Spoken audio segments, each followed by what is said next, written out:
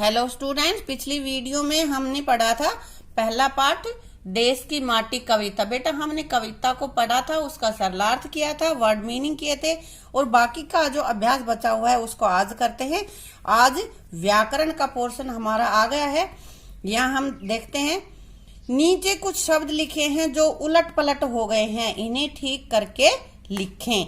यानी कि जैसे यहाँ पे दे रखा है र ल स, अलग अलग है, ये आगे पीछे हो रहे हैं, इनको मिला के हमें लिखना है कि एक शुद्ध वर्ड बन जाए, शुद्ध शब्द बन जाए। जैसे र ल स से इसने बना रखा है सरल, ऐसे ही ग स ज, तो इसको कैसे बनाओगे स ज ग सजग।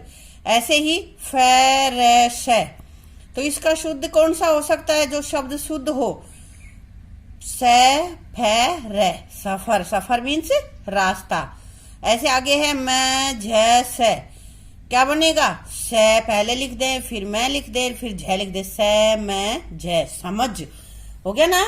अब इधर दे रखा है यहाँ पे ल फ श, अब ल फ से इकट्ठा लिखे तो कोई वर्ड नहीं बनेगा, उसका तो कोई अर्थ ही नहीं होता है।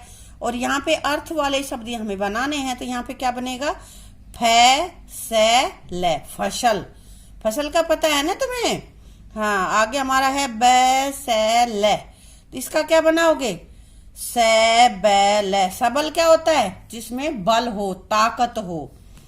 मैं क ल, इससे क्या बनाओगे क मैं ल कमल। कमल तो सभी को पता है क्या होता है, फूल होता है ना।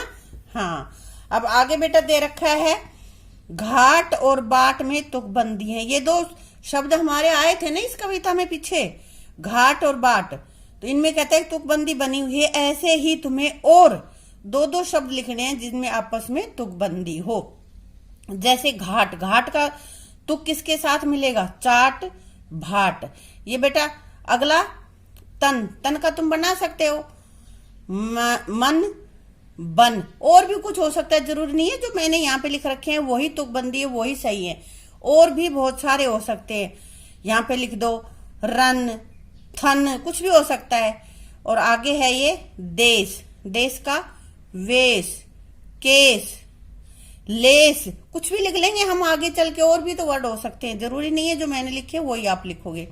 आगे है जल, जल का नल पल थल कल, कुछ भी हो सकता है। लेकिन बेटा यहाँ पे मेरे से गलती हो गई, ये मैंने एक यहाँ पे लिखना था, एक यहाँ पे लिखना था, मैंने दोनों एक में ही लिखा हुआ है। आपने अलग अलग लिखना है, यहाँ पे चाट लिखोगे या भाट लिखोगे या मन लिखोगे, यहाँ ये बन यहाँ लिखोगे, इन लाइनों में लिख देना है, ठीक है।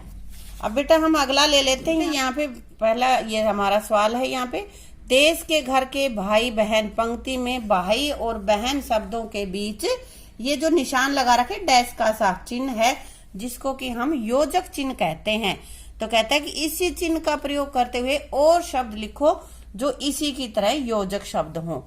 तो सबसे पहले हमने क्या लिखा यहाँ पे माता पिता, आना जाना, इधर उधर, खाना पीना, दिन रात, राजा रानी, नाना नानी, चाचा चाची। इसके अलावा और भी शब्द हमारे हो सकते हैं, जरूरी नहीं है कि यही हो, और भी हो सकते हैं। अब आगे है ठंडा जल, दो शब्द है, ठंडा और जल दो शब्द है ना, लेकिन इसमें ठंडे जल की विशेषता को बताता, ठंडा जो है वो बताता है कि कैसा, जल मीन्स पानी, पानी कैसा है, ठंडा है या गर्म है। तो कहता है कि ये इसकी जल की विशेषता को बता रहा है। तो ऐसे ही तुम्हें भी कुछ ये नीचे दे रखे हैं शब्द, और उनके साथ वस्तुओं के नाम लिखने हैं कि वो इसको अर्थ बताती हो, इसकी विशेषता बताते हो। तो जैसे यहाँ पे ठंडा जल, ये तो लिखा हुआ है।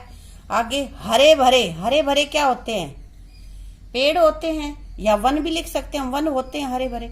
मीठा क्या होता है मीठा, आम, आम मीठा होता है ना, तो ये आम की विशेषता को बताएगा मीठा।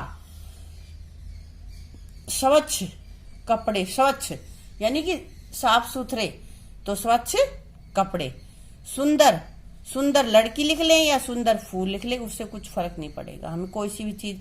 या अगर सुंदर लड़की लिखते हैं तो ये सुंदर लड़की की विशेषता बता रहा है, अगर हमने फूल लिखा है तो फूल की विशेषता बता रहा है कि फूल सुंदर है। छोटे बाल, छोटे बच्चे भी हो सकते हैं, छोटे खिलौने भी हो सकते हैं, है ना। तो यहाँ पे मैंने बाल लिखा है, छोटे बाल, किसी के बड़े बाल होते हैं, किसी के छोटे बाल होते हैं। अब बेटा यहाँ पे कुछ ये जनरल नॉलेज की बातें हैं। मेरे देश का नाम, खालिस्तान छोड़ रखा था यहाँ पे, तो तुम्हारे देश का नाम क्या है, बोलो, बताओ, भारत। और मेरे राज्य का नाम, जिस राज्य में तुम रह रहे हो, ये कौन सा राज्य है, हरियाणा। मेरे जिले का नाम रेवाड़ी। और मेरे गांव या शहर, जिस गांव में तुम रह रहे हो, उस गांव का नाम क्या है, ढालियावास।